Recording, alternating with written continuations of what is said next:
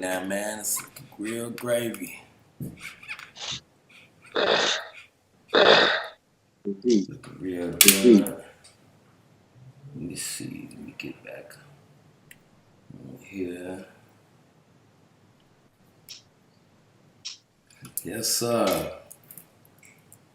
We are here. We are here, fellas. Love, peace, and prosperity, man. We're getting ready to head off into a whole new year. Man, 2020 was definitely awakened for a lot of us. Some of us was already awakened beforehand.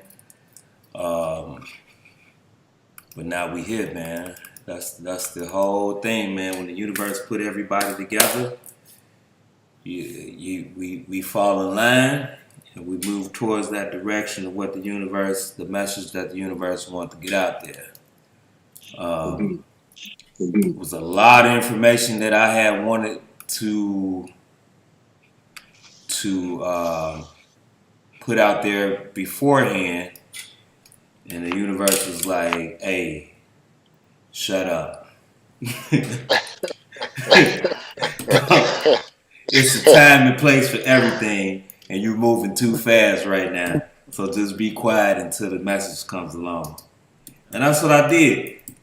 And then I heard this brother Levi get to talking, and I was just like, that's the message right there.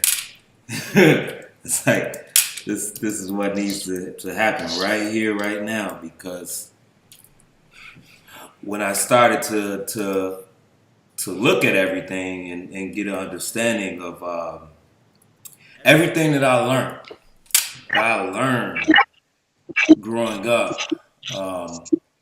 And I remember getting in trouble for my grades in school and stuff like that, man. And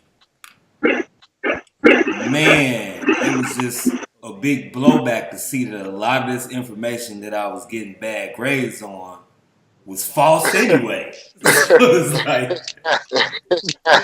Like, man, I was getting my butt man, for nothing, getting punished, slapped upside the head, no punishment, all types of stuff, can't go outside.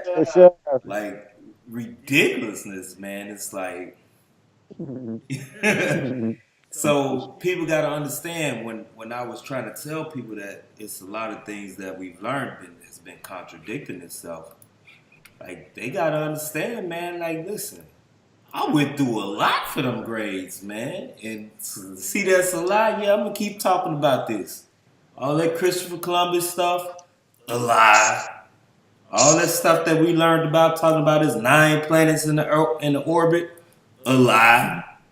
The way the Bible started off with Adam and Eve, and she took the apple from the tree, the story was taught wrong.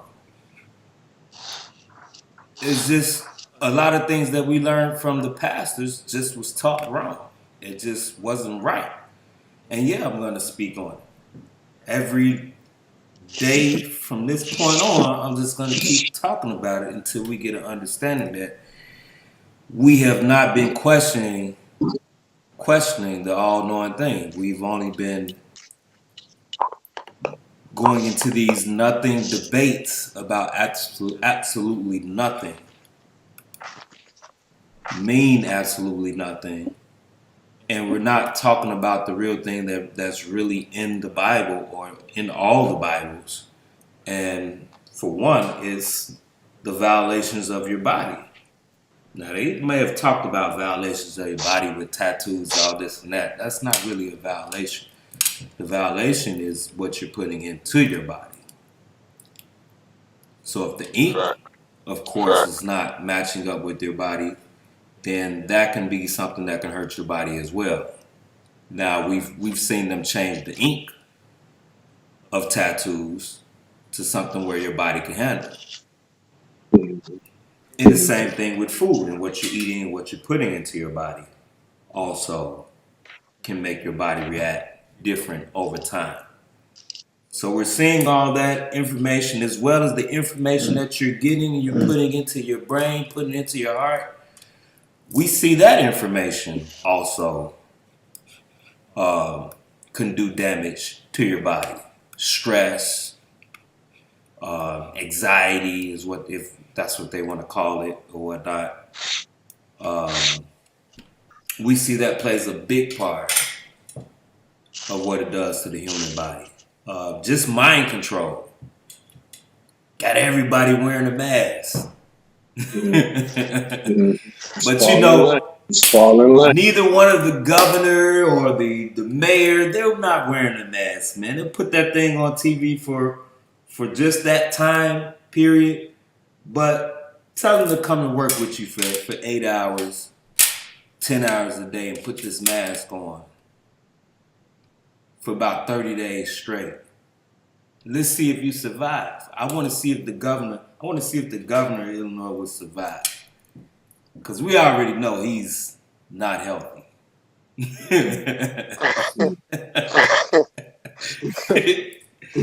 He's not healthy. But I want to see, because I put that mask on for 2.5 hours, man. 2.5 hours on the first time. And lost all control of lungs, couldn't breathe, shortness of breath. And when I started to look at the information of when that they started testing these masks, they started testing these masks back in the late 80s. They did some more tests in the 90s, I believe. But they did a 3-hour test showing that you only have a limited time of about 3 hours to where you can have this mask on before it really starts taking effect of your lungs and messing up your immune system. Hypoxia. Yeah, exactly. So they already know this information. And when the Democrats said, hey, black people is 40 years behind, well, now you got to start going 40 years back to figure out what the message was that they were talking about in their debate. Because I didn't perceive it as an attack on my intelligence, but I took that as a message to try to read through the lines of what are they actually telling me? What am I behind on? Well, see, once I started taking a dive back and really looking at things, I understood that I didn't know nothing. I didn't know anything. Like, I'm like, man, I'm in a trap. To dig my way up out of this trap. Because I literally did not know anything, but the information was coming to me so fast. And it was like when Trinity was downloading the Matrix for the helicopter. That's how the information was coming to me, like real fast. But I had to put it together. I'm like, man, I gotta piece this together and understand like what is going on. So when people got to talking about, yeah, they predicted the COVID back in 1981 from this book. I got to thinking like, if we're 40 years behind and this book was 39 years ago or 40 years ago, and we're dealing with some very bright people, intelligent people that know psychology, they know how to control the minds, then they just picked this book and said, we're going to use this book and put it out there like like this was predicted. Yeah, like it was prophesied. And after I seen it, I'm like, this is a bunch of bullshit. We're living in an illusion, man. It's all an illusion, because if the 1%ers sit down and they plan 40 to 50 years ahead, and we're 40 to 50 years behind, what does that tell you? Everything is planned. So when I see the video about Trump predicting the 9/11 and all this other stuff that they're saying, and then it was like, well, he's not of the noble family and things like that, of that nature. I'm like, but they're both talking about vaccinations. And we all know, being indigenous, that vaccinations does nothing for the human body but damage. So That's what this platform that I like to put together is to break the people's minds of what we are seeing, what we think we're seeing, because what we think we're seeing is not what's it. It's basically all an illusion, and it's time that we kind of open our minds to the illusion part.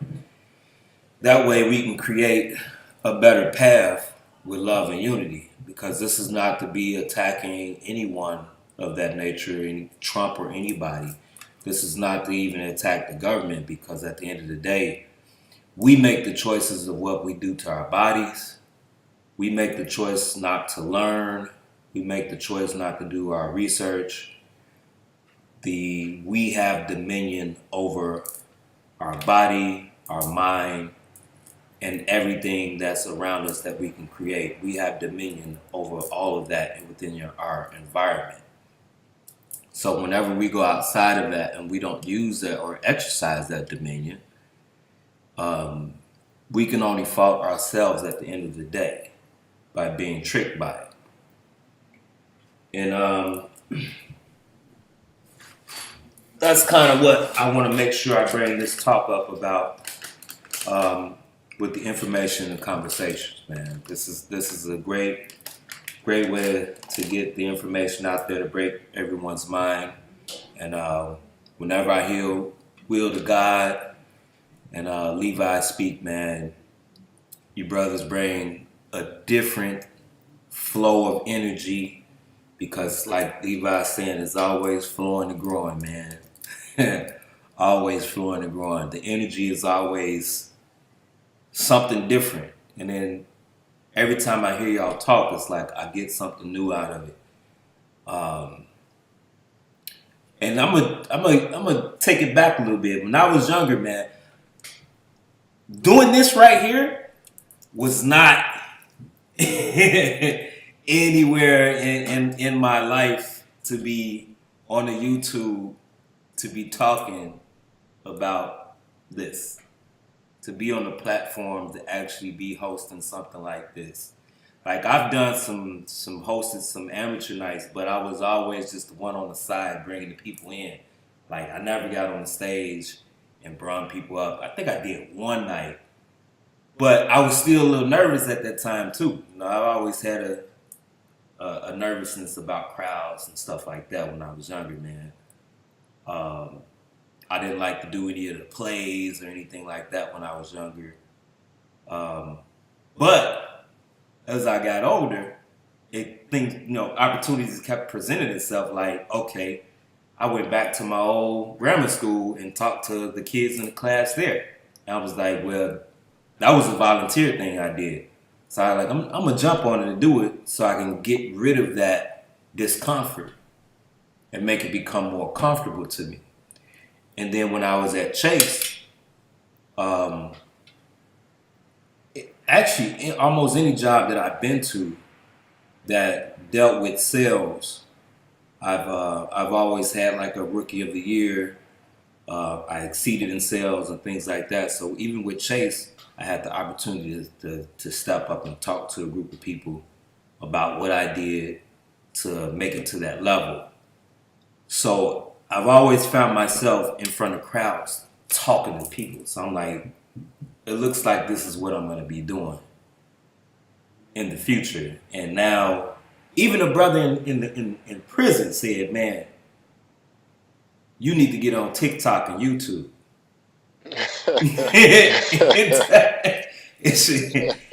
And put this information out there that I was having in prison, even just about teaching about the hair and stuff like that. Here I am on YouTube. Yeah. Bam. Bam. I used to hear the same thing. Bro. Like my experience. A lot of people would hear me speak. Selling candy. You and Tribute. Even driving Uber. Regular, with just friends. Period. Family too as well. They would hear me speak in such a way sometimes. Get like a radio broadcasting station or something. Or just or just be some type of entertainment, something, where my voice is able to be heard, So I relate to you, my brother. I relate to you, my brother, for sure. Yes, sir. All the time. Man, I'm looking for my little cup bottle. Will, what you got going Will, on what over you got going on over there?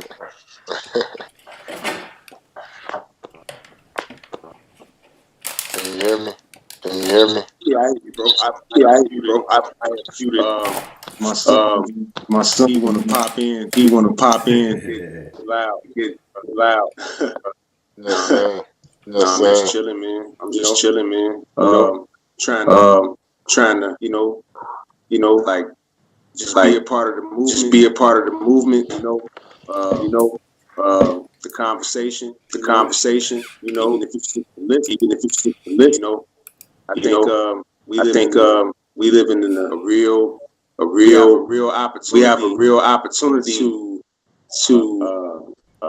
make a lot of changes. To make a lot of changes in how we live, how we teach our kids.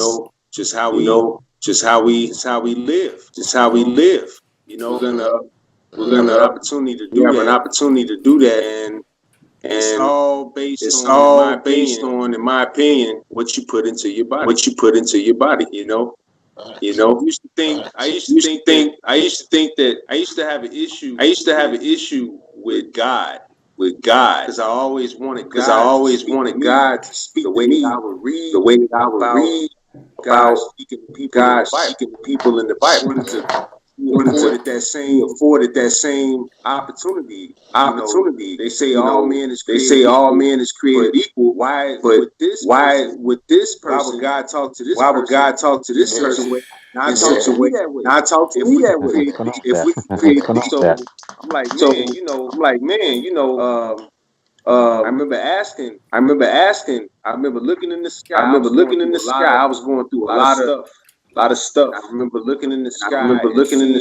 And seeing what looked like a face in the clouds. And I asked God to reveal himself to me. And it took a few years. But going through this diet, dietary change, this lifestyle change, I've been able to see God in the way that I never even thought possible. You know what I'm saying?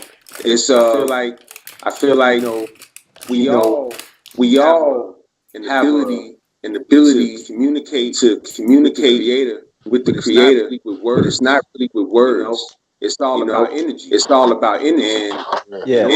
in order to be able to let God shine through me, I have to eat God's food. That's where the energy comes from. So the more that I put in God's food and less of man's food, I start to flourish. And I'm starting to do things like you were saying, bro. You didn't see yourself doing this. What you're doing right now.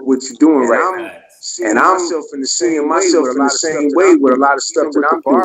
Even with the barber, I tried to become a barber years before the opportunity came for me to be able to go to barber and obtain my license. But that it was a dream. But I had many dreams that didn't come true. So I'm thinking at that point, this is something that ain't gonna happen. I wasn't able to see myself being in the shop, and working this way, and being as respected. Like I get a lot of compliments on my work. I take it very serious, but I never saw myself. I never saw myself cooking the way that I cook. So that's God because I'm putting God's energy in me. Now I'm doing things that I never saw myself capable of doing. And it's all good. It's all good. It's all positive. God, you know what I'm saying? God is positive energy. God is love. So everything that I try to exude is with love. You know what I'm saying? Even if it's, if it, if it's cold as hell, it's cold as hell. I go in the store. To get some water. I leave out. It's cold. It's cold. But I'm good though. But I'm good straight because I'm fasting. And I'm in a good space. I'm in a good space. For me to take the cart back in, so that the employees don't have to come out cold because it's cold. They've been working all day. That's nothing. That's nothing. You know what I'm saying? It's nothing for me to do that. So, but that's my version. That's my version of showing love even to a person that I don't know. You know what I'm saying? That's what it's about, man. That's what it's about, man. Like I said, I'm able. Say will, that's nothing, right? Yes, bro. My man. Oh, thank you. So, yes. My apologies, Yes, bro. I just chimed in.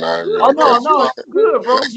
Like I said, just through this lifestyle, I've been able to connect with God in a whole another way that I was never taught in any church, or read in any Bible, any type of religious book. You know what I mean? I was told. I grew up started in a Catholic church, took on a lot of Christian belief. And I'm not passing any judgment on any religion. But I never the things that I was hearing as a child, as a teenager. They never really totally resonated. But the moment that I went into this lifestyle and I started to garden, gardening got me connected with nature. Because I got to see how nature works. In my garden, I grew a lot of unnatural plants that we consider to be like tomatoes, and kale. Those things are man-made. But I got to see how things that are natural, how they help to cultivate certain plants, even the unnatural plants, like worms and ants, how they work to help create. And it's the same way with the natural plants too. So I'm only saying all of these things to say that that's God. That's God. Being able to see how nature works in a way where I can plant the seed and it's going to produce something that it's nothing different. And it's nothing different.